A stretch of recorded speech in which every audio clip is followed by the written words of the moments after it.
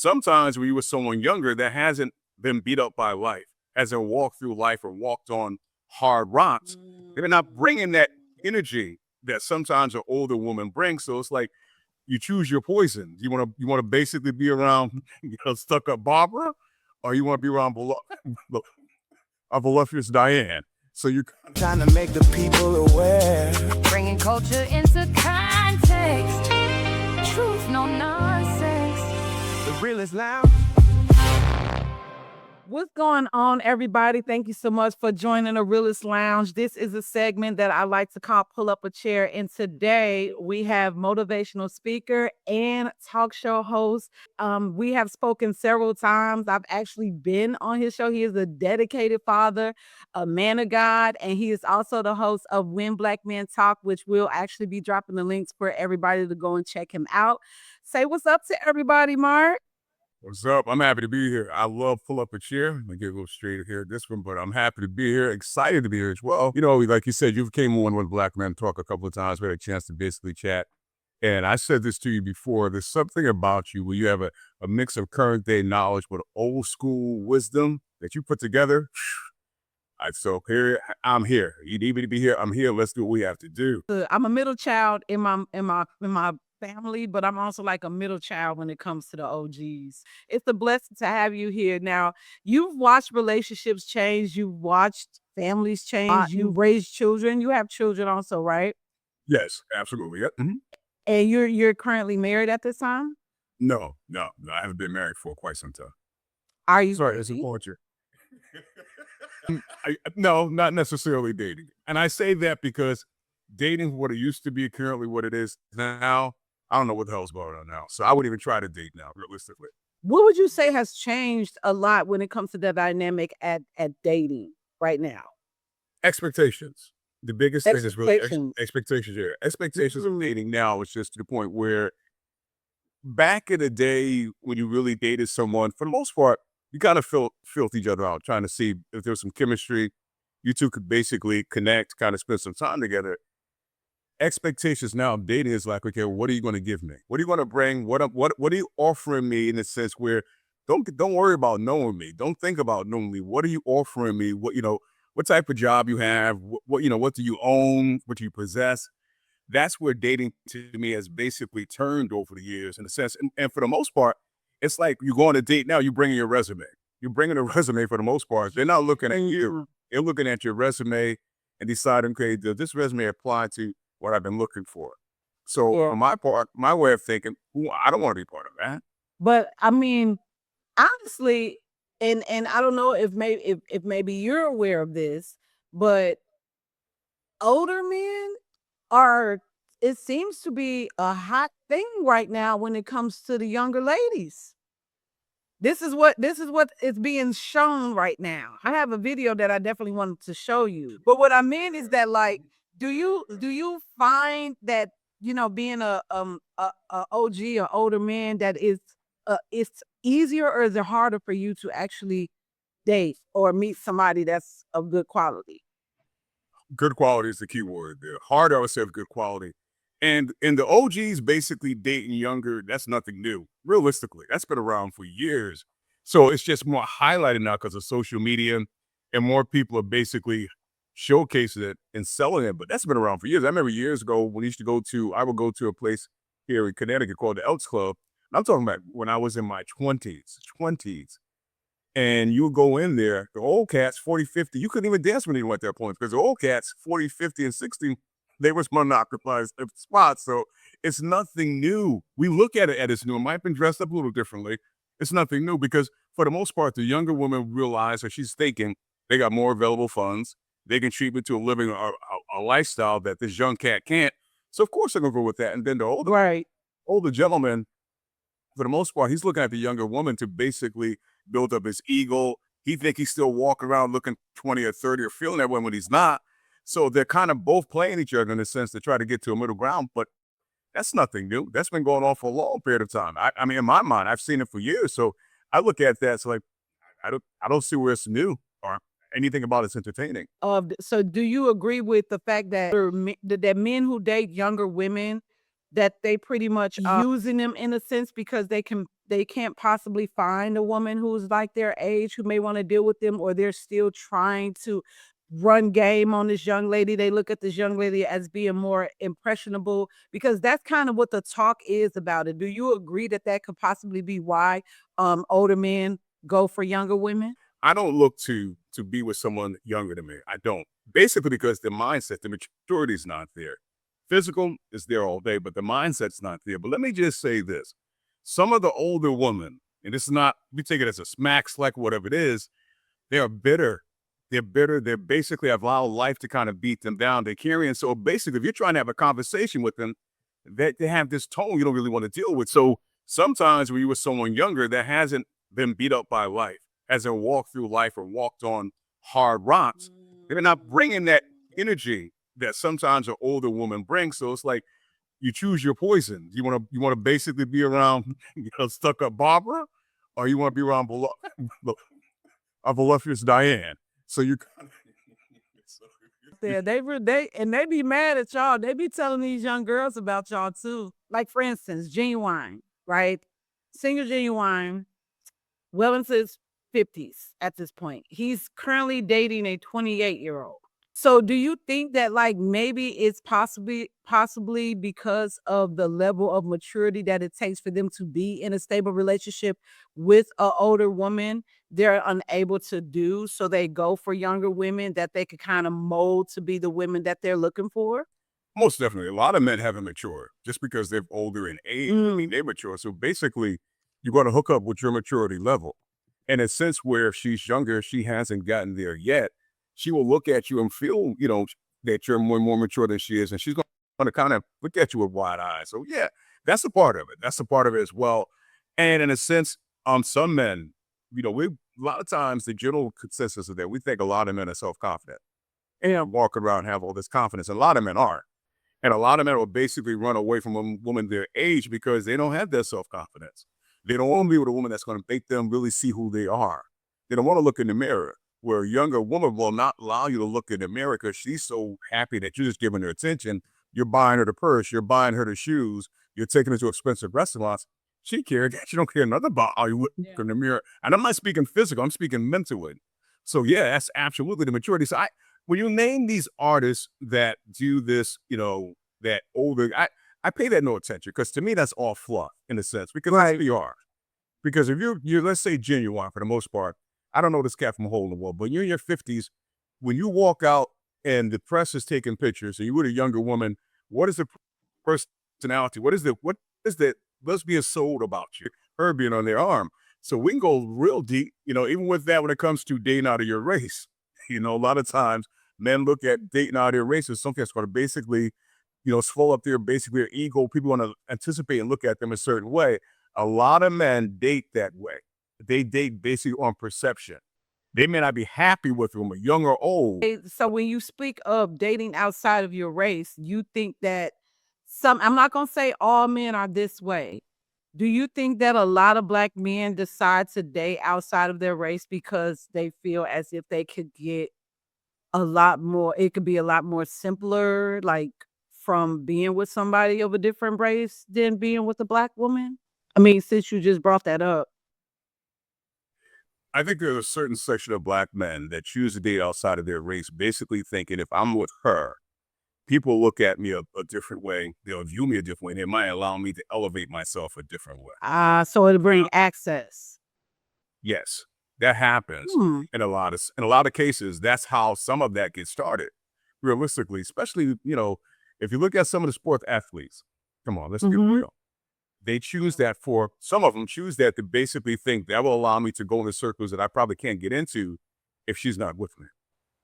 And it's foolish thinking, it's old school thinking, but it is what it is. Yeah. That's interesting. I mean, like I've heard of this before, and like I said, I don't think that it's always a one size fits all, because I know people who have been in interracial relationships and they didn't look at each other as a race; they looked at each other as individuals and people. But I know that there are situations out there where people do use that race card to either level up or to either get over on that person just because they think they're just not up on game, basically. they feel like that they can use them. I can't stand people like that. I can't stand when people use people because of their race, or like when they say that, oh well, black man is dating this white woman because he feels like she's gonna be the freakiest, or he could get the most money out of her, or he could do whatever he wants, or even vice versa. I feel like people should just be able to date who they want to date without looking at the color of a person's skin and looking at what their character is. Now, have you ever dated interracially? That I have. I don't know if you can call it dating. Was there a difference? I'll say yes and no in the sense where, at the end of the day, women are women. They just are. Right. I don't care what color you deal with, what nationality you go with. So that is basically, the stable part when I say no, there's no difference. But what I experience, I can't speak for others, is that sometimes outside of your race, they realize they have to work harder to be with you. Mm-hmm. So they're put on in a case to basically maintain or to attract your attention. Where, it's common where if you're dealing with your own, for whatever reason sometimes, they take for granted you have to be here. They don't kind of show you're nothing special. They don't want to, they're pulled back. You know the tug of war. You get to trying to hold someone. They might love you from day one, but they're going to show you everything but what they're really feeling. Where sometimes the outside race, they show up and show you that immediately. They basically will drop that all on the floor, and it's no game playing. This is how I feel about you. I'm not only going to tell you, I'm going to show you. And for some cats that haven't experienced that, you've been used to, like I said earlier, the bitterness in general. You come across that, it is so overwhelming, it's hard to pull up out of that because you think, damn, I deserve this. You're getting this and you want this. So so that's why I say it's yes and no. And that could be that. I'm not saying that's necessarily comes down to race, but I think in general, again, when they realize that if they deem that they want to be with you, they know they have to work harder to have you. And they don't mind. Some of them, they don't mind putting in the extra work to have you because they know at any time you could turn around and go back to Barbara. And that's their biggest fear. So, so, so they're going to work harder to basically try to keep you impressed, keep you influenced, because, they don't want you going back to Barbara. Yeah, they don't want you going back to Barbara. Whoever Barbara is, Barbara is the second guest of this conversation.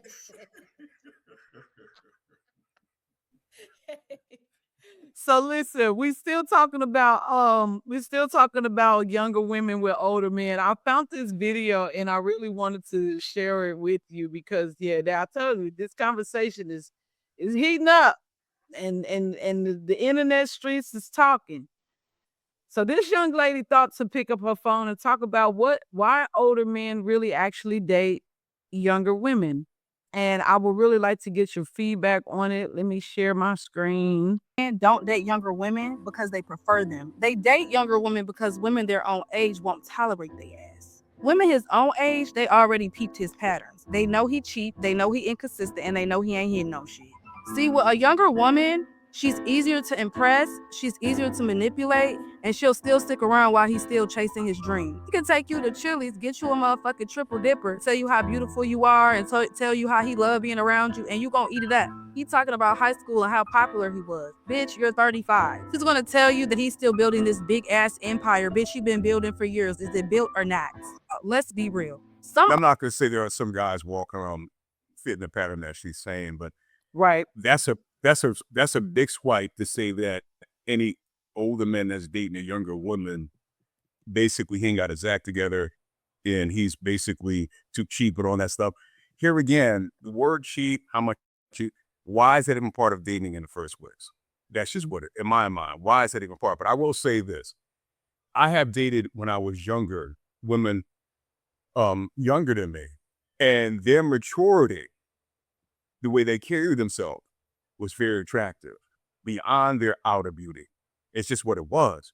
Now, I wouldn't allow myself to get locked into a long term because I look at it, we can basically be companionship for a short period of time, but there's a big difference between our age. It could be 10 years. There's a big difference. To me, that's a big difference. So I'm not waking up one day, or you might wake up one day, decide, you know what, this is too big. You want to move on. I'm not going to apply myself and get stuck in a situation where it's I thought about it, where basically you wake up one day, you realize I'm 10 years older than you, you want to move on. I invested my energy, my heart, and all this into you. I saw it for what it was, and I basically was straight. And I'm always straight, right to the point. This is what it is. This is what we can be, but we're not going to be anything more than that. So I wasn't broke. I could have a conversation with any woman, my age, younger, older, whatever the case may be. So I think a lot of times in the internet and social media, and who knows what's going on with her, but it sounds like she's been through something in a sense. And what we do, Yeah. we take all that Yeah. energy, that bitterness, that anger, and we wrap it into our personal conversation, and we start condemning. So my point is, your older man could be dating a younger. That's just what he might find attractive. That should be his thing. That doesn't mean that there's something wrong with him. It doesn't mean he can't be a woman of his age. That's his choice. Same thing if an older woman decided to do so. But to come out here basically and throw like that's the men that you ran across, sis. That's probably the men that were attracted to you. Why are they attracted to you for some reason? But I'm not going to sit here and criticize and act like it's we date older or younger. There's got to be some deficits with the person. Now, as I spoke earlier, and I gave some examples of the reason why some people do it. But that's the thing about social media that I think we have to really be careful with. We should be not really. We should be careful with. People are up there hurt. They come on and hurt, and they're speaking from a lot full of pain, and they act like they're speaking from knowledge. And the problem is, if you have some of that pain they're speaking from, you connect with it. You're drawn to it like a magnet. So you start to believe it's reality. That's her version. That's her opinion. It's nothing else. God bless her, but that's her version. That may not be your life. It just may not be. But we'll start to buy in, and everybody tags on, and and if you look in the comment section, you got all the comments saying the same thing. Oh yeah, I went to this. Then that's you. That doesn't mean it's reality. But hurt loves to connect with hurt. Misery loves to be with misery.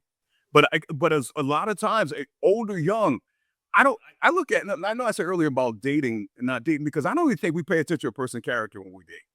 Like that's it, man. I've heard several times, and I'm sorry to cut you off, but I've definitely remember hearing before that, like, when you first meet somebody, you're kind of meeting their representative. It's every so often that you're actually going to get that actual person, like that you're going to meet the person that they really, really are.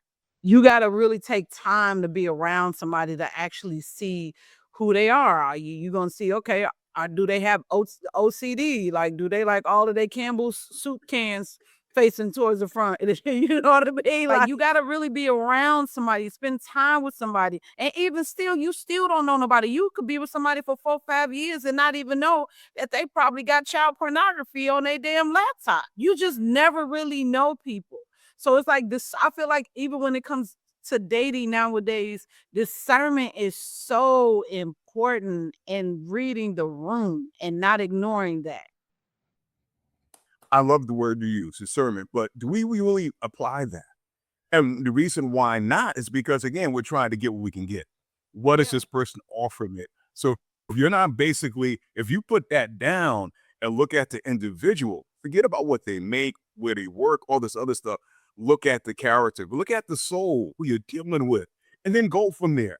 Because to me, and I agree about the person representative comes, but if you have any inkling of intuition and discernment, you should be able to pick that up quickly.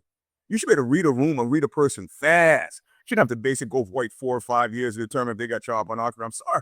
You should be able to pick up on some cues real quick. We've all been blessed with certain things to use. Utilize them, damn it. Stop. If you stop worrying about what they can buy you, where they can take you, what they can do, what trip I can go on with this person. If you put those little toy thoughts away and allow your natural instincts to guide you, you won't get caught with a cat that's cheap not to spend money. He won't get caught with a woman that's basically chasing him for the most part what he can buy. But we're too in the flash. We're way into that. We don't really want to understand people's souls, who they are. We don't care enough. Goes too selfish. We're way too selfish. I'm in the chair. Looking over here, Mark. I'm in the chair. I'm up in the chair. I may never get a chance to be back, so I better say some things. That's how I feel about it. So we spoke about what an older man usually looks for when it comes to dating younger women. Like, do you think that some older men actually do find younger women easier to deal with? Or is it that sometimes it's just a code for easier to influence? Shannon, dizzy at any age. Young, it's young women do not have the pattern on dizzy. So if you're attracted, if you want to deal with dizzy woman, you can find her any age. I'm just saying what it is. I don't, we keep going around this carousel, around and around and around. If you like dealing with a woman that's, dizzy, she could be young. That's what you're attracted to. And hey, you can deal with an older woman that's dizzy. Dizzy is dizzy, Shannon. Come on now. Wow. You ain't lying, because, man, I know some dizzy ass 40, 50-year-olds. But here's the thing about dizzy. It's easy sex. It really is for a man. Dizzy is easy sex for a man. Dizzy, you can easily influence. Dizzy, you can sell her a bridge. You can sell her dreams. That's what dizzy is. That's the attraction of dizziness. It's easy sex. And when I say easy sex, I mean that you ain't got to work that hard. Bro doesn't have to work. If that's what he's trying to do, trying to accomplish, he doesn't work that hard. His game doesn't have to be that sharp. And I like to use the word game. His character, him as a man, doesn't have to be that sharp.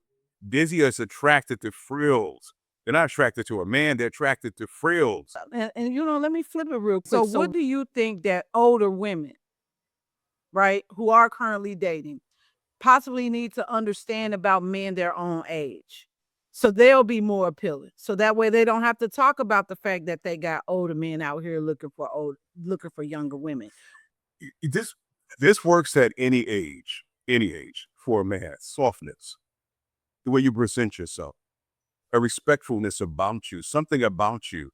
It works for any age. You present that to a man, you warm his heart. He don't give a damn if you're 80 at that point. I'm serious. But that's not what we're accustomed to. We're not, realistically. I mean, if you're going on, let's say you go on a coffee date or whatever, within the first 10, 15 minutes, you're telling me what you want. What you want. Why did you hear that? I don't need to hear what you want. I'm not here to take notes about what you want. I need to be able to see your heart. Who the hell are you? Good. What basically moves you? What have you done? What have you experienced? How have you improved yourself? That's the key. Because basically at our age, as we're, OG, whatever you want to call, we need a companionship, a partner. We don't need someone to basically be a rock. I got these issues. and I don't like the word issues. I have these problems. Just deal with it. No. At this point in life, you have basically to spend some time improving who you are. Present yourself as a woman. A woman. That's who you need to present yourself as. Soft, basically caring, loving, supportive. Those things will always catch a man. Always. And a good plate of food ain't gonna hurt either. But you present that to a man. I'm not talking about a young boy dressed up as a man. I'm not talking about a man of age that acts like a young boy that you want to be with because for whatever reason, then, you do that, you will find or you will have what you need. But you spend more time looking at who's doing whatever. They're doing this, they're doing that. You think they're happy. They're not that happy. They're just presenting it that way. Understand that. Understand and know who you are. Because a real man was going to find it hard to walk away from a real good woman. I'll say that again. A real man will find it hard to walk away from a real good woman. And what is a real good woman? What is that? Where are they? Let's be honest. Where are they? So my point is, stop looking at who's dating whoever. I don't give a F about what someone else is doing. Who am I? What do I present? Realistically, because if I am who I say I am, if I have the capacity to be what I am, I'm going to attract what I need to have. That's life. That's how life works. But if I'm full up with a bunch of idiotic nonsense, selfish, bitterness, all this stuff, guess what I'm going to attract? Guess what's really going to come to me? The same It's not that hard. Yes, it's not that hard, realistically. Yeah. So maybe if you're attracting certain knuckleheads, why? Because if it's not a sign on your forehead, why are you attracting these people? Realistically, go back to your past. Look at your pattern. What did you really kind of attract? What did you put up with? See, we're afraid to talk about that. Those type of conversations. Don't look at me. I hear black people say all the time, don't judge me. Get out of that mindset. Anybody judging you? You're trying to get better. It's not about judging. I always say that when a woman keeps having the same situations, the same issues, and you haven't really evolved in some way, form, or fashion, you got to look at yourself. You like, and it's the same thing with a man, like because like attracts like. Like I think that a lot of times also, and then I'm gonna move to the next part of this because we got to talk about it in reverse.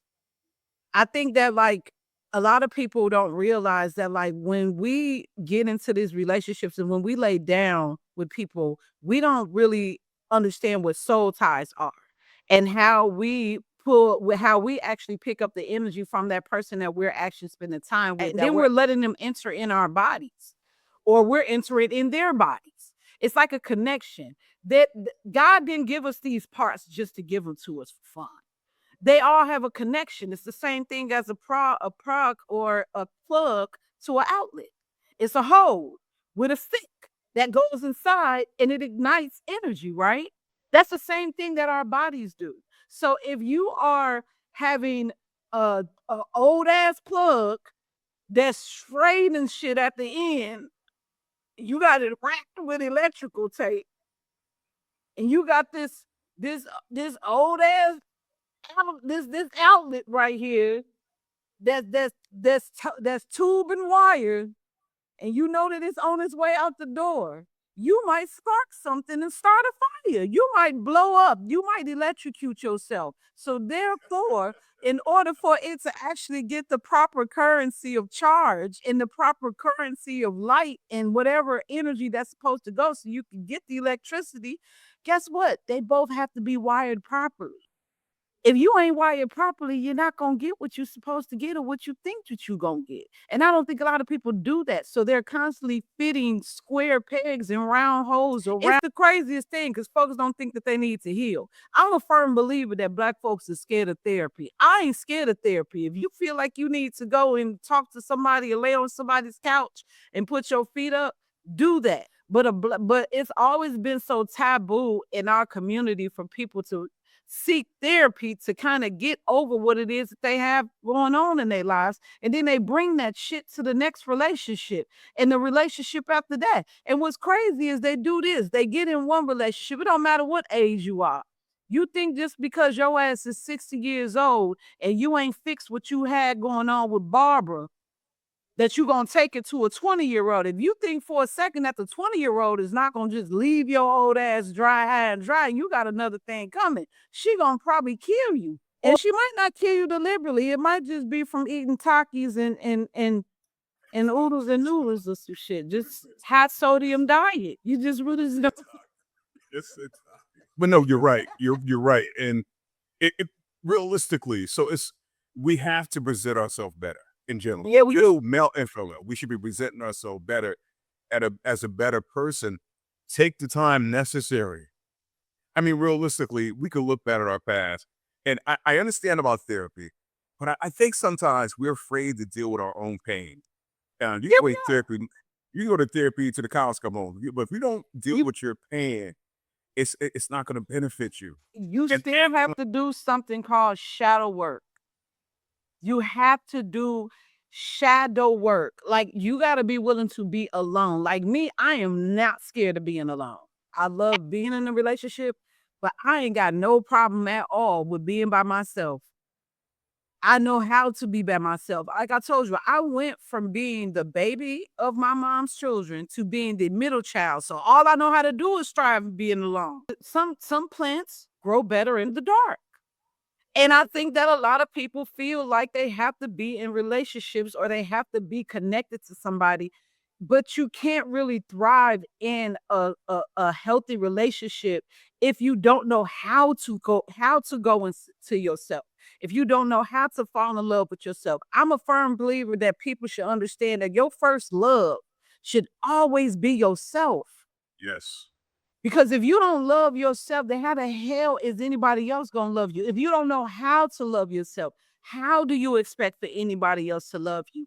And a lot of us didn't get that framework from our families. A lot of us didn't get that shit from our moms. A lot of us didn't get it from our dad.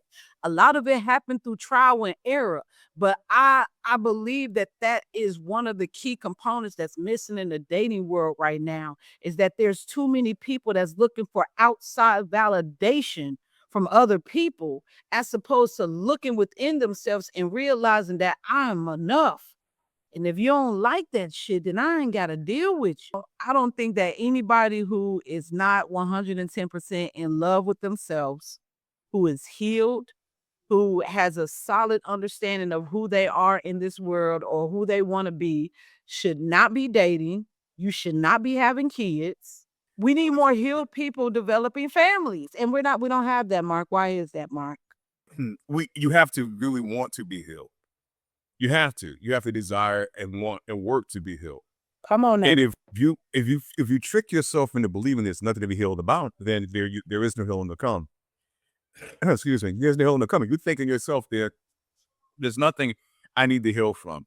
And there's some people that don't have nothing to heal from. I understand that. But basically, you know you have something inside of you that triggers you, that you're dealing with. That's something you need to heal from. But some people now have turned non-healing into a badge of honor. They think that's a badge of strength. They think it's, they walk around, they feel like, but realistically, you're walking around wounded. You're not really in my opinion, you're not experiencing a full life like you should be. When you're not basically trying to heal with something that you kind of deal with. The thing is, like, we don't really want to spend time in self-evaluating, understanding who we are, where we are. And as you said, we expect this when we're not basically ready for that. We're not prepared for it, but we expect it anyway. And as I said earlier, our expectations for the most part plays a part when it comes down to dating. We're expecting top shelf when we're basically, for the most part, walking around off the clearance section. So we got to come off the clearance section basically to move with the top shelf.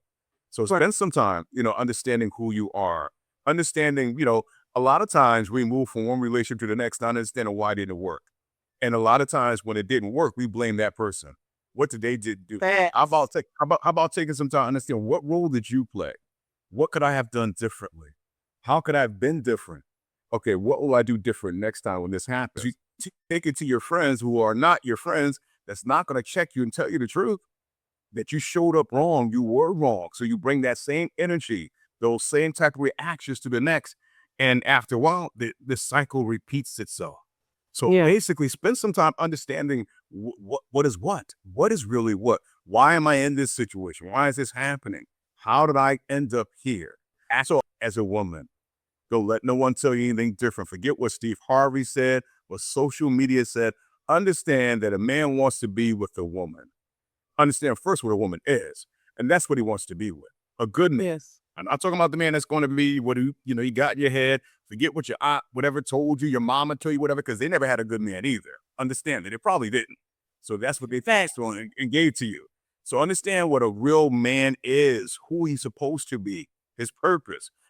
Understand your purpose and go from there. So we're going to have to flip it, because we done talked about older men dating younger women. Now, we don't talk a lot about the older women who seem to love dating these young men. Oh man, see, it's a double standard when we talk about this conversation here, because see, when it comes to the young men who like the older women, you got songs that have been created for this situation. Oh, the Mrs. Robinsons, the Miss Johnsons of the neighborhoods, But I wanted to show you this video, and it's a very different reaction when you see an older woman who seems to be intrigued by a 26-year-old, while she is actually 68. He's 26. So what happened? So damn, that's her now. Tell her how to is. Say, what are you? I'm 68. And her boyfriend's 26. How old is your boyfriend? That's the picture. No. How old is 26? Lucky year ago, 24. And what you say y'all did? I said we met in the middle. Shit, how you not? I said he's mature and I'm childlike, so we can meet in the middle. But I didn't see. That's he said. Yeah.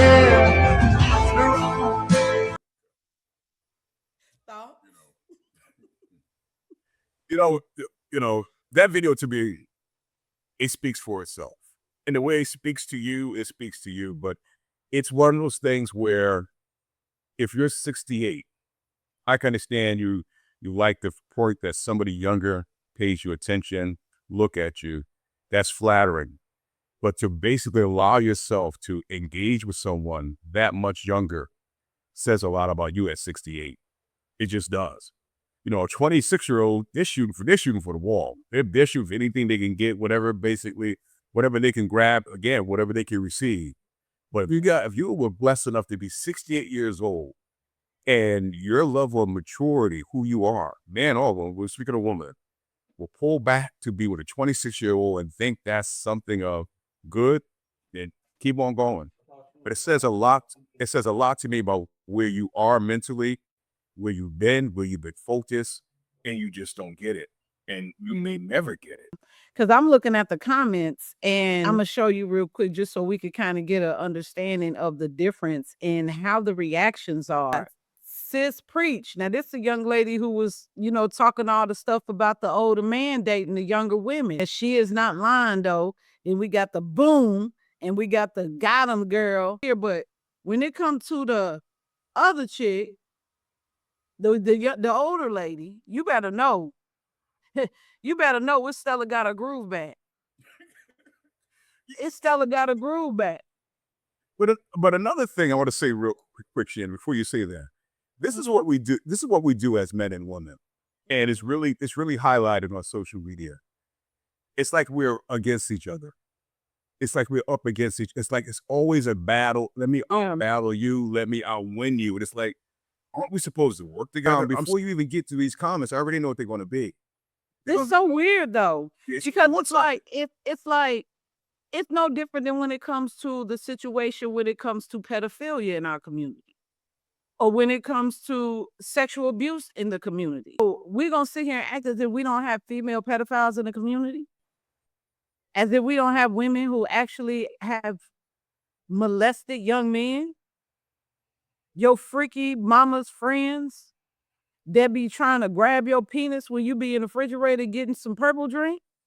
It's like looking at it from different eyes now. You start to see the play. Because we're not going to sit here and act as if it hasn't been something that has happened before for centuries, that older men have dated younger women. They have married younger women. They have courted younger women. You have had fathers who have forced their daughters into marriages with older men. It has never been the other way around. So it's like now it's been reversed in a way. Either way is gross as hell to me, because I don't think that anybody should be dating nobody that's 40, 50, 60 years younger than them, or 40, 50, 60 years older. You have nothing in common. Me and you are not going to be able to be on the same wavelength if I'm 43 years old and you're 22 years old. We're not even going to listen to the same music. Hell, most 22-year-olds nowadays is taking honey packs anyway. So you're not even in the same. Am I making sense here? Just to start me with a wrong. No, you are. I want to say this though, and this when you say it's a double standard, double, triple standard, what it might be, but it's always been this way in my opinion. Yeah. Women will sign up to be an other woman, whether they're right or wrong. They will support a woman just mere fact because she's a woman, not what she's standing for. They will support her. Or men will call another brother out. Look, you're acting stupid. You're living stupid. But women will show up. If they don't show support, they keep their mouth shut. But they're afraid to speak out against other women. So when you look at the comments, that's what you're going to see. Oh yeah, girl, you got. I'm sure when you get there, that's what you're going to see, because in their mind they'll say that, they'll type it, and then they'll get off and damn, she's too old. And that's what I'm saying. They're too afraid to confront the reality with another sister. So they act like their support. Just like you'll walk out sometime, they'll tell you look good in your dress, and then turn around and say, why is she wearing that for? That's the whole thing. They lie to each other so much. It's definitely a double standard when it comes to that situation, because at the end of the day, ma'am, you're 68 years old and that boy is 26. In my opinion, you're a predator. And you've always been one. You couldn't get nobody 36? Why would you deal with somebody in your 20s? You literally in your it don't matter how thick you are and how curvy you are. Y'all have absolutely nothing in common. You watching Gunsmoke.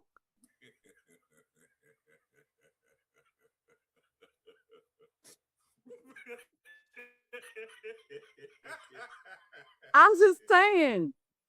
And if you're not, you should be.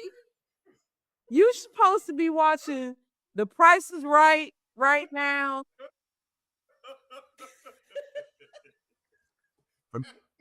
What do you have in common with this 26-year-old boy? You don't have anything in common. This is why I'm saying I don't care. A lot of y'all women are sick. Y'all are hidden pedophiles. That's why, and we're gonna enter the era of the R. Shelleys. We've spoken about this. You know how I feel about R. Shelleys. R. Shelleys are a problem in the community. They're a problem in the neighborhood. And they don't come they're not just Black. There's white R. Shelleys. This is the story of the original R. Shelley. Mary Kay Letourneau. That's how America uses double standards, especially when it comes to race. See, if this was a Black man and a Black woman, or if this was a man versus a woman, it would never have went this way. So this lady was a teacher.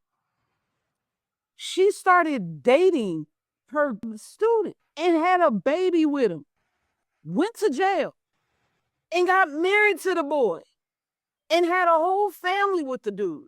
Y'all got this chick on Barbara Walters, on People's Magazine, on Times Magazine, listen to the story, Mark. It's so crazy. I can't believe I guarantee you when you hear this story, you're going to be like, damn, I remember this from the 90s. The 90s was wild, y'all. Movies I've seen this year, because it's based on the real life story of the 34-year-old teacher who groomed and preyed upon her 12-year-old student. And I want to show you a particularly disturbing part where the movie mirrors real life. And just a heads up, this is a very sensitive subject, but I cover a lot of stuff on this page for people with dark curiosities, so follow along. So the movie I'm talking about is called May December. It's on Netflix. And in it, Julianne Moore plays a woman named Gracie who met her current husband when he was just 12 years old and she was his 34-year-old teacher. And this is all based on the case of Mary Kay Letourneau, who did the exact same thing. Letourneau was sent to jail for 3 months after she became pregnant with 13-year-old Billy Falau's child. She was ordered to never make contact with Billy again, but shortly after she was released, the two were seen together. And then she spent over 7 years in jail where she gave birth to their second child. And upon release, the two married. And years later, the two gave a really upsetting interview where Mary said this. No, but I don't need to know him in this discussion. He's the child. Well, I'm talking about you. Who is the boss? Mm. Who is the boss? What? Who was the boss back then? I was being pursuing you. Who was the boss back then? It's upsetting to watch Mary basically tell him that it's his fault all this happened, but the movie mirrors this in a really interesting way. You not only groomed this little boy and you got pregnant by him one time, and you only did a couple of months. You only did what they say, 3 months? Yeah, she went back for 7 years. And then you went back for 7 years after you was pregnant for a second time. Mm-hmm. And then she got out and got married to the boy. But y'all celebrated it. America celebrated it. Now, of course, rest in peace to this lady. She's no longer with us. She died of a brain cancer or something like that.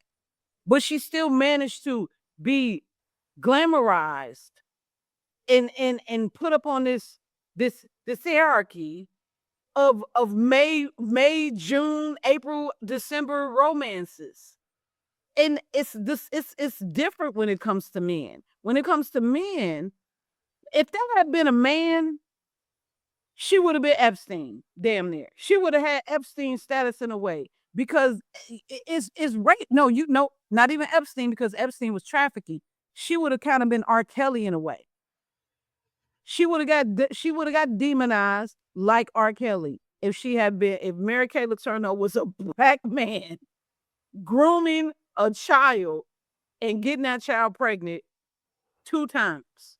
Why do you think that there is a double standard when it comes to women being R. Shelleys and dealing with younger men, as opposed to men being looked at as pedophiles and creepy and having worms when it comes to them dealing with younger women? Because women have always had the foundation of justification, no matter what they do.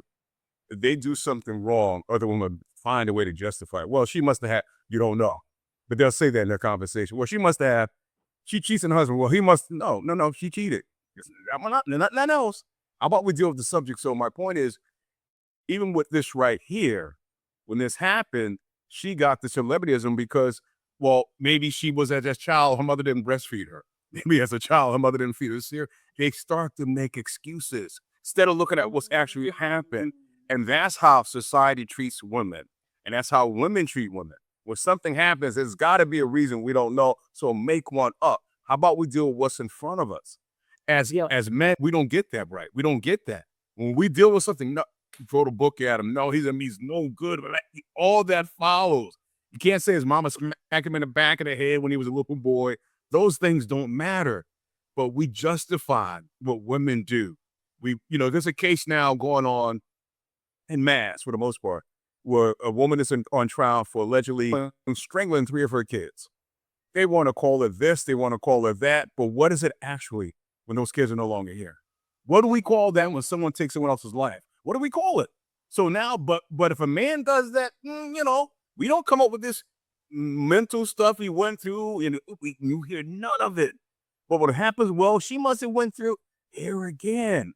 When women do things, as society, we're quick to rush in. And I'm not even going to say society, women in society. I don't care if you like it or not. You rush in to justify what's being done. Just like with this woman with the 6 to 8 years old. If you look in the comments, there's plenty of justification of what she's doing. They're not looking at the age difference. Men done it, so what? If a man jump off a rock, you going to jump off a rock too? But that's what I'm always about.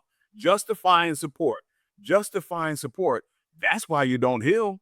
Because the people that you basically surround yourself with don't tell you straightforward what you need to hear. They support you. They hug you. They comfort you. They cuddle you. So you can do no wrong. Justifying support. That's your double standard. Yeah. I like that you kind of touched on something when it comes to mental health slightly. Because that's opening up when it comes to this baby mama, baby daddy culture that we're about to get ready to dive into. Baby mama culture, it gets thrown around constantly, especially when it comes to Black relationship spaces. Now, when did we stop talking about mothers, fathers, and families and start talking about baby mama and baby daddy? A long time ago.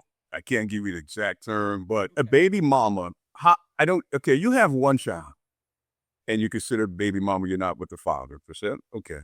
How does 3, 4, and 5 come along? I don't get it. I just don't understand. For some reason, there was a time in our society, of our people, if you got pregnant, you were shunned for the most part. They took you out of school. They looked at you a certain way when you were younger, and things tend to happen. And there was a lot that came with it for the most part. Sometimes you left town, let's just be realistically, because your family was embarrassed, they moved you along. So things happen. At some point in our society, of our world, we turn that differently. We welcome it. Guess what? If he doesn't want to be a father, guess what? You go on, we'll help you, blah, blah, blah, blah, blah, blah, blah. No one thought about the child. Now, I'm not saying that's where a man should walk away from their child at all. I'm not saying that, because I became a father at 16. Now, so my point is, you grow up immediately. You just do. So, but my point is, I knew at 16, I'm not going to run around and have a bunch of baby mamas. I knew that then in my head. So my point in thinking that at some point we have to stop and use what we have here. And realistically, if you have one child with a cat, things didn't work out. You got to be a little careful. And the same thing with gentlemen, the same thing with guys. How do you come to a woman that has 3 kids? For the most part, you give her 4, and the 4th one, you walk away. But we don't think in terms of community. We think in terms of the moment right now. What am I gaining right now? What am I going to pull right now? The good time I'm having right now, not the long-term effect of what's going to happen later on. What's going to happen to this child? What's going to happen to her life? Realistically, we don't think those things. We're thinking basically, we're knocking down the Hennessy, we're smoking the cigars, and we're living for the moment. We're not thinking long-term. So when I think of baby mamas, realistically, baby mamas to me sounds like children that are being unkept. And I'm not saying a woman can't raise a child well by herself, baby mama, but we need both. We need both. Both should be there. So to me, it's been welcome. It's been adorned. It's been socialized, and for the most part, You know what? You don't need them if you got pregnant. You don't. You don't need them. How many times have you heard that years ago? You don't need him to raise that baby. You don't. And what happened is grandmother stepped in. They picked up the child. They did, for a period of time, they took him to church. Hey, baby, look at the cute baby. And look where we are now. So it's a lot. When you say to me, baby mamas and baby fathers, there's a lot to go into it. Because realistically, again, when I was 16, I didn't want to be with her, but I knew I had to raise my daughter. And I let her know at that time, I'm not going to be with you, but I'm going to raise her. That doesn't mean I can't raise her and not be with you. She basically is a product of you and I. She has to be raised. So if you want to terminate her baby mama or baby dad, I don't care what the terminology is. Damn it, my daughter had to be raised. And I knew that at 16 years old. So I don't get it when people basically have kids they walk away from, they care less about. I don't understand it. So when I say understand, that's what I mean. Because we're only on the face of this earth for one reason when we think about it. As men and women, we're here for one reason only, that's to procreate. So if you do anything else outside of that, guess what? It's like a cherry on the top. It's literally a cherry on the top because your job is to basically procreate the world. That's why you was born and put here. Not to basically play basketball, buy sneakers. I'm saying that's not what we're here for. Right. So if we would have that mental concept why we're here, our kids will be better. Our community will be better. So the baby mamas and stuff. I remember this. I remember this song a long time ago. Cheryl Pepsi Riley. That's just my baby daddy. That's just my baby daddy. That's just my baby daddy. Thanks for my child. When you're 13, 14 years old, when you're singing that, I remember I was in radio years ago. I couldn't tell you in an hour how many times I got requests for that song from little girls. It was playing a lot. Or would you say that there was more accountability from grandparents, uncles, neighbors, churches, and other men, like when it comes to the whole single motherhood? I think there was a lack of accountability. Really? I do. Yeah. I think back then, you're having a child at an early age, you need to work harder in life. You're going to have to work harder in life. That doesn't mean you're going to recline back more in life. You got to work harder. That means whatever you want to achieve in life, guess what? You got to step up and work hard. There's no more excuses. Yeah. We did the opposite. We welcome. Here again, we hug, we cuddle. You ain't got to do anything. No, kick back. He's wrong or she's wrong. You know what I mean? And so basically what happened, a lot of people that, have babies early in life, sex is sex, it happens. We thought, you know what? I got this child. I'm just, going to just basically float on through. If I decide to fall on to government assistance, it's okay. It's no big deal. It's there for me. No, realistically, that's to be on for a short period of time, to move on, to be prosperous and go on to do something else. So I think in society, I think church for the most part, again, looked at it.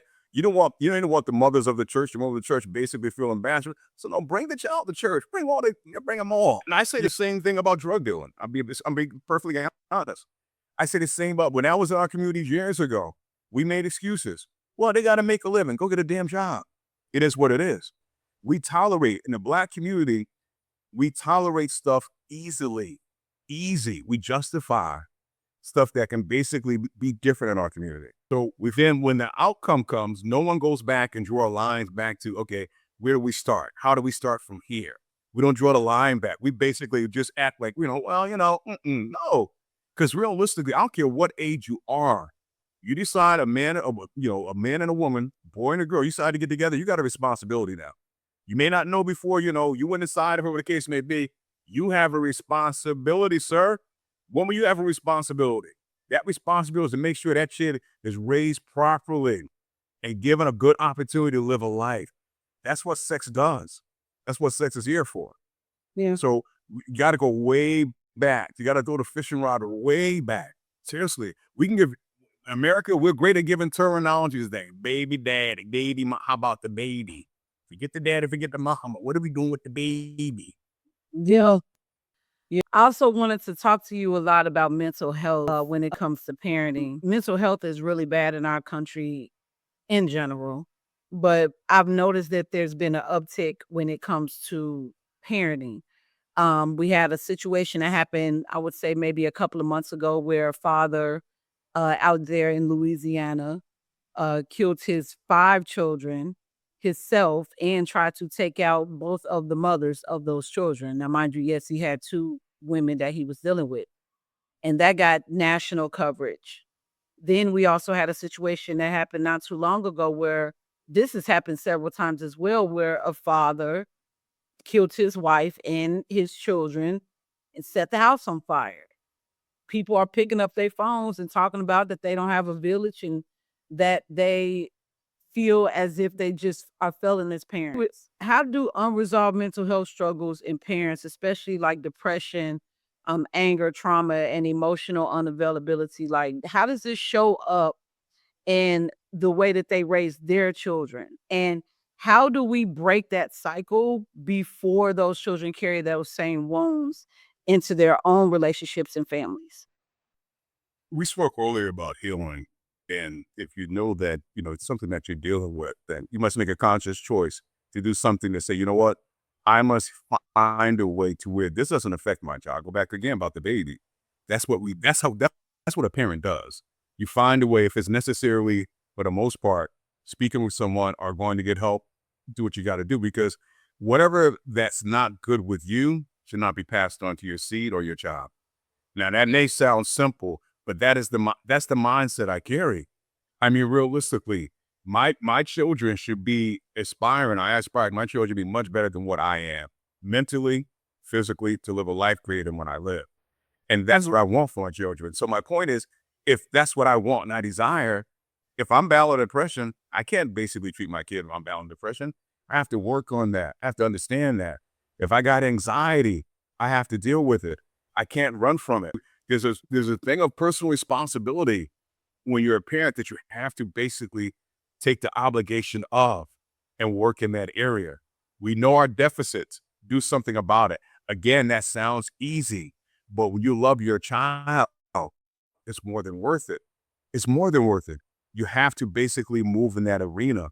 I'm sorry, it may not be easy, but we should not be passing on our ills to our children. And if you look at a lot of people, how a lot of kids have been raised, I'm just going to just kind of pick an example. I know a situation, and I've heard this spoken to, a situation where the father wasn't what the mother thought would be. So basically the father he didn't totally move on, but he wasn't kind of really in the picture. She's beating the child and telling the child, you're just like your father. Do you really have to go sit down or lay down on a couch? No, that's wrong. Come on now. I mean, that's a choice. You're mad at the dad. You're not mad at the child. But imagine what's being said to the kid. So we deal with a lot of things, a lot of different things where we have to do better in. And I know it's here again, I simply said, but it's what it is. Like I said, I go back to the child that I had early. There's certain things I ain't like about the mother. Am I going to take that out on my daughter? Am I going to let my daughter basically pay the price for that? No, it is what it is. She didn't ask to be here. She wasn't invited here. By me being with her physically, she is here.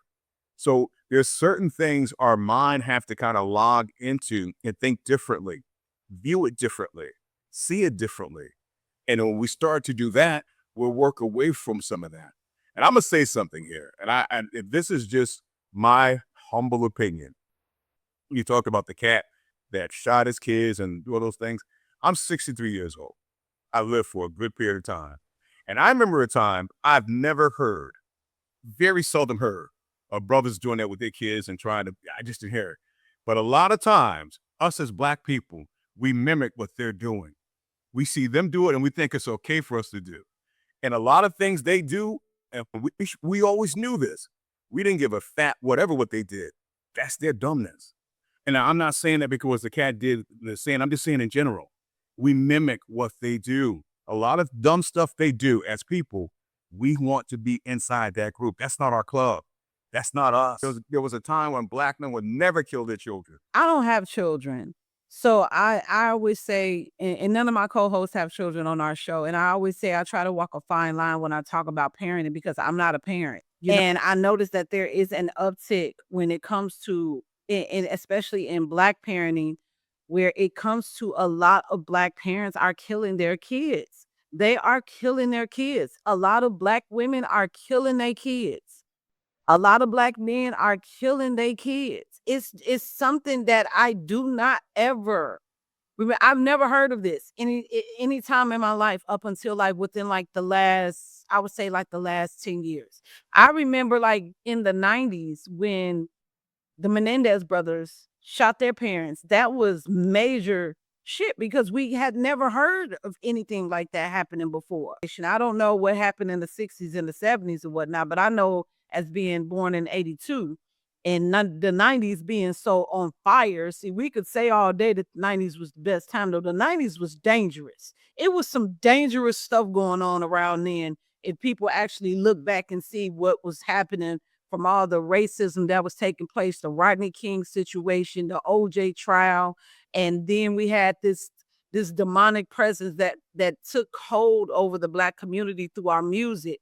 We went from fight the power to fuck the police. You know what I'm saying? We went from women being proud to be Black and being goddesses to Luke's Peep Show. It was a lot of transitions that took place in the 90s, on top of the fact that there was just a failure of parenting that started to happen. I don't think people understand how bad the crack epidemic really hurt our community, and still the effects of it is here today, because now you have those children who possibly were crack babies, who may have survived. They are parents now. Those kids that used to be in those classes where they used to sit in the back of the room in the corner around the bend, they are parents now. And their kids are the YNs that can't read, that's shooting up the neighborhoods, that's panhandling in front of the grocery stores.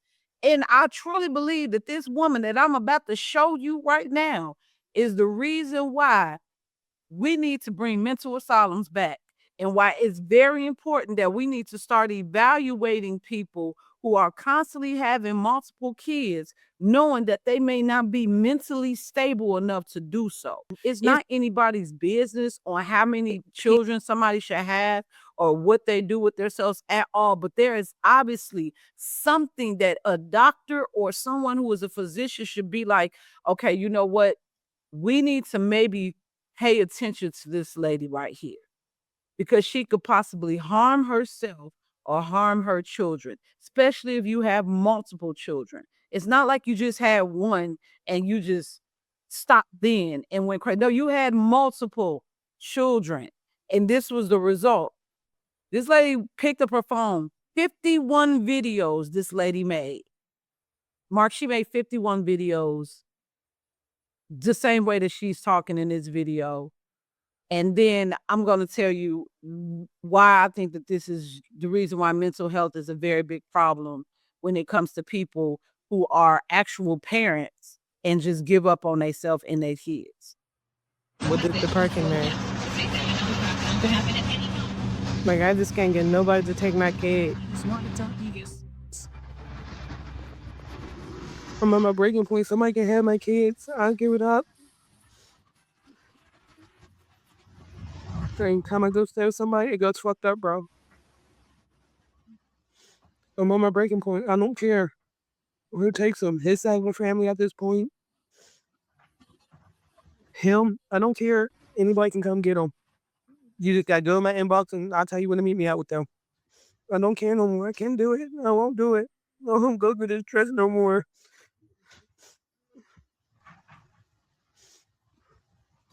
I wanted to be a mom so bad.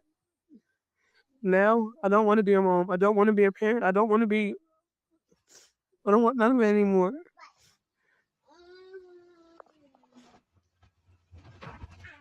Somebody else can take it. I don't want to take it no more. You need to pick. Oh, we. Go get your cup. You act like you want something to drink. Go get that cup right there. You was crying about it. Wouldn't even give me a minute to put the juice in there. Go get your juice. But I just can't, man. Go get your own cup. Fuck, I got the same juice in there. I can't do it no more. I won't do it. That's Mark. I will protect you. Oh, see. What? What? We. I just want to be to myself. Come back here.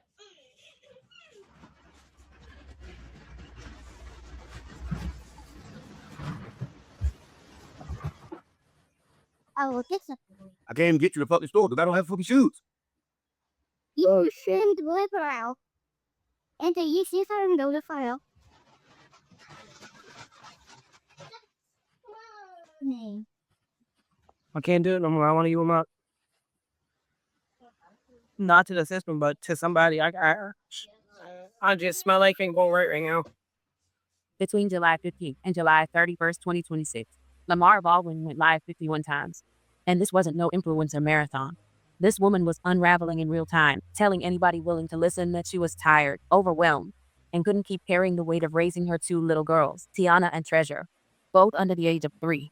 And somewhere throughout those 51 lives, it became clear that home wasn't much of a safe landing spot either. According to social media, now, I'm just saying, according to social media, she took herself out, took the man out. The kids was there, left the kids. I don't be believing everything on social media. I'm a journalist by heart, so I always do my research. So I found her actual page. Now, you would think that this lady is by herself carrying the load. No, she has a man that is with her. You heard the man in the background cussing about the fact that he ain't had no shoes to go to the store. So at what point, while you were making all of those videos, did you not think to go seek help?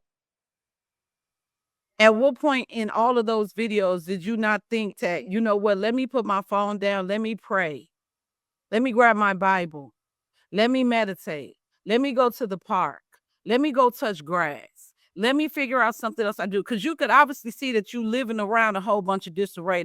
I could tell there's poverty all around you in the background already. But when you say, I just want to be off to myself, you didn't think about that when you had the first child? It's this obsession that I'm starting to notice where people are having struggle babies, and you know that you're not mentally there with the first one. You can look at her and tell that something, am I lying?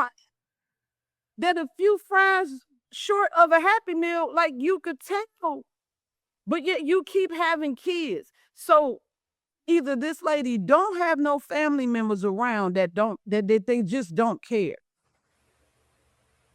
and she's just out here in the world on her own. But you can't tell me that you just fell on hard times just now when you got 2 kids under 3.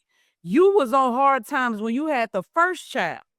Why do you think that there is this obsession with struggle love in our community, to where we know we have mental issues, we know we are not healed, we know that we don't have the finances, the mental capacity to carry on a family? Why do you think that it continues, and how can we possibly get past it, if we can get past it? That's a tough one. You know, listening to you said with your journalistic that she took him and herself out, but she left the kids, if I'm correct. And that, to me, I don't want to break it down to, but that kind of speaks to me. It just does. And when she's calling for him 51 times, then guess when he shows up, look what happens. So to me, that leads me to thinking, what was really going on here? Now, if your kids are too much for you to handle, you could take them someplace. You can really basically take your kids and they could be elsewhere. If it's too much, you can come back later.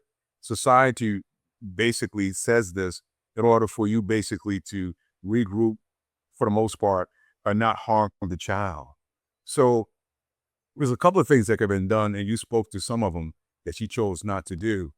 And I think for the most part, a lot of times struggling, and you speak of the struggling, it's glamorized.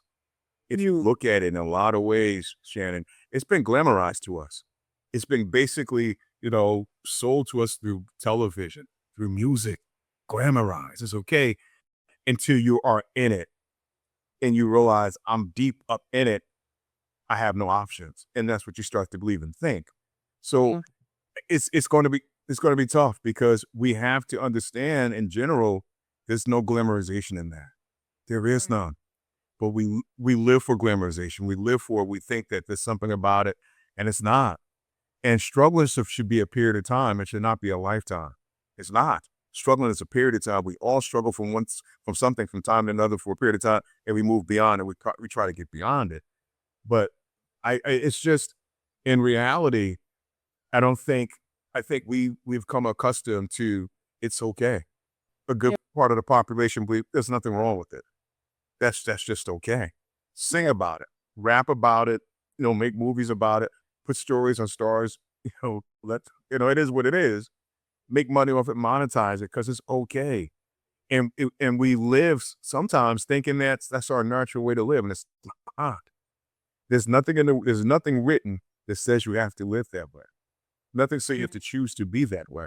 And we find our way there, and we think because of the color of our skin, we believe this. This is what's ordained for us, and it's not. It really isn't. And in my opinion, to wake up understand that our color of our skin and that lifestyle are not synonymous. It's not. You have to fight not to be in that lifestyle, not to basically fight to be in it. And that may sound, harsh based on what happened and way people are living, but sometimes in life we have choices. I put together a show recently, and I was talking about Olivia Miles, a young lady that plays basketball for the Minnesota Lynx. And basically, her mother had a few kids. Her father, I'm not sure how well he was in her life. Well, she started talking about, if you look at her, how well she's put together, just outside of playing basketball. And she said, my mother worked 3 jobs. Not one, Shannon, 3.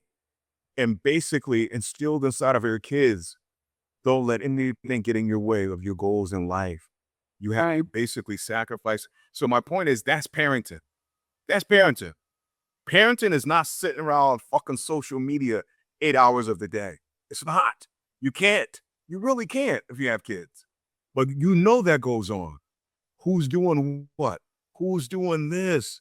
So it's parenting is old fashioned, but it's fundamental, and it works. He says, I don't care how much money you have. I don't care. It doesn't take a lot of money to raise kids. You don't have to. But we have to kind of address that and get back to basic parenting. Forget the struggle part of it. Basic parenting. And it's sad. But again, long as it's glamorized, long as it looks like, hey, this is, and it's sold to you. You put a beat with it. Come on. We hear many stories of these rappers, and some are lying. I came from this. We ain't come from that. I did. And so it's that mental what's being sold. I'm not blaming that solely, but when you have that being bombarded to you in all ways, you start to think, you know what? I'm supposed to be Black in America. I'll be damned. Because I know my ancestors did not give up their lives. My ancestors didn't pray. They didn't do what they do for me to live that way. They just didn't. No, they didn't. They didn't fight. Yeah, they didn't fight for me to live that way. That's not what they wanted for me.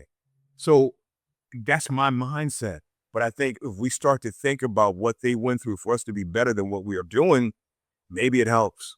Maybe it helps. I want us to end this show with men's mental health, because we just showed the young lady who apparently was having a mental health crisis as well. And let me be first to say that, like, I don't want to sound judgy. Sometimes it'd be kind of hard for me to have empathy for certain situations that I feel like you have control over. You could have not picked up that phone. And I feel like that it was for content. Like, I could genuinely see if something is really happening for you. Like, if you're really going through a mental breakdown, but 50 extra times that you picked up your phone and you made content, it's calling out not for help, but for attention. We don't even know if this woman actually really is dead. I'm gonna be honest with you. But because she put that out there, she's probably making money off of content that she's put out there, just talking about the fact that you want somebody to DM you so they could come and pick up your kids. A stranger, knowing that we literally have people who we found out are eating children. And there is trafficking that is going on at this time. You really wanted to put that out there for somebody to DM you. You're like, oh, I don't want to put them in the system. But you could go ahead and just be a pervert, and you could just DM me, and you could just pick my kids up. It's just the same thing. Excuse my language, but it's the same thing, man. If you put them in the system, it ain't no better, but at least you could probably go get them again. Thing this, this judging stuff. No, you have a right to your opinion. That's not judging. You have a right to basically, when something moves you and make you feel a certain way, you have a right to speak on it. And that's the thing. We want to run around. Don't judge. No. That's the problem. Is stop judging. We stop judging. Look, I'm scrolling and judging. Speak. We got. I'm scrolling and judging because if I put out my business for you and you judge me on it, then that's on you to judge me on it. That's your own opinion to judge it. But if I don't want you to judge me on something, then I'm gonna use a journal, which a lot of y'all seem to not do. I bet journals is probably leather back that smells of rich mahogany right now, waiting for y'all to buy them because ain't nobody buying them. They just as lonely as hell sitting in Walmart somewhere on somebody's shelf, but ain't nobody buying journals no more. Everybody think we they damn journal. Good God! But let me. So among men, we want to end on this note because mental health in this country is really it's falling and it's not getting any better, especially amongst our men, especially among our brothers. Among men in 2023, the suicide rate was about 29.8 per 100,000 for ages 25 to 44, 29.2 for ages 45 to 64, and a whopping 40.7 for men 75 and older. Our elders are clocking out. For Black Americans overall, the suicide rate increased to 25.2% between 2018 and 2023. And among Black adults ages 25 to 44, it increased about 29.2% during that period.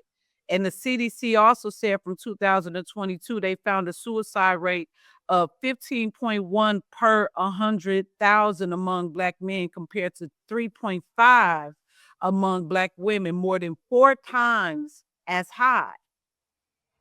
So do you think that we've taught men how to provide, protect, and endure, but never really taught them what to do when they're emotionally overwhelmed? I don't even think we taught men how to provide. We told them to provide. We told them. Talk about it.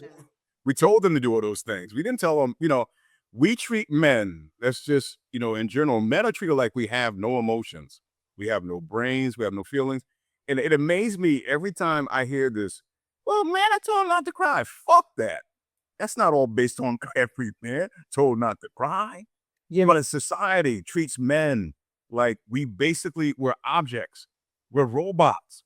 So for the most part, if you never show a man you care from a childhood, imagine a little boy never being shown love. He's cared, tender, anything. You come up through life, no one showed you softness.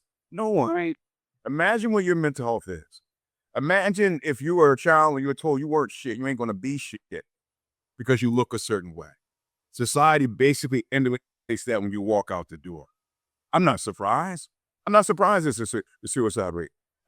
It just doesn't surprise me. It's people are starting to wake up to it now and start to hear it, but it's not surprising because you name me another gender, and I'm gonna stay focused with Black men. Name me another gender that's been basically ostracized, coming up from a child throughout their life other than a Black man. Name it. I'll wait. Name it. So some of us basically get tired of carrying that. Don't realize for the most part we don't have to. And to me, you said it earlier about prayer. That's where our connection needs to go back to as Black men. We need to really build strong. Yes, we need to build stronger relationships with God. Forget about that husband you're screwing. Be honest with you. There's plenty of them. Build yourself a solid foundation with your maker. Understand that he loves you, cares for you, only wants the best for you. So if your life is not really matriculating into that right now, that's not his choice for you. You must choose and understand that. And a lot of times we don't speak that command. We don't. Yeah. Suck it up. You tie your bootstrap. Fuck all that. Yeah. I understand that he has better for you. He wants better for you. But you must surrender yourself and understand that and believe it. And when that happens, those things will change for you. But we don't speak that to men. And I understand their mental health, but think about it. We don't speak that to men. Majority of black churches are loaded with black women. They're basically taking their money and speaking to them. They're not speaking to black men. Ooh, I'm sad that we ain't even get to touch on that. We'll be touching on that situation. So yeah. And those women are trying to find black men to marry. And let's go having them in there horny as hell, trying to find black men to marry. Let's just keep it right. So my point is, yes, that's the first option as black men. We must understand that who we are, where he feels for us, the way he loves us, our faith, we must surrender to him first. And anything else will follow, and we're stronger, we'll grow from there. Because when you understand that, to me, you know not to take your life. I don't give a shit what's going on. You realize there's going to be a better day tomorrow. He feels that inside of you.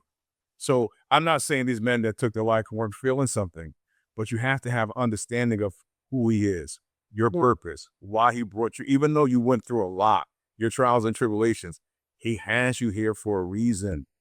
And if you look at it, most of us, I think you and I talked about this off before we started. There are other countries. This is how much we're valued as men. It's other countries that are paying us to come into their countries to give their women babies. Why? They see the historical value and they see the melanin in us. They know who we are. They know our purpose. They know Shannon.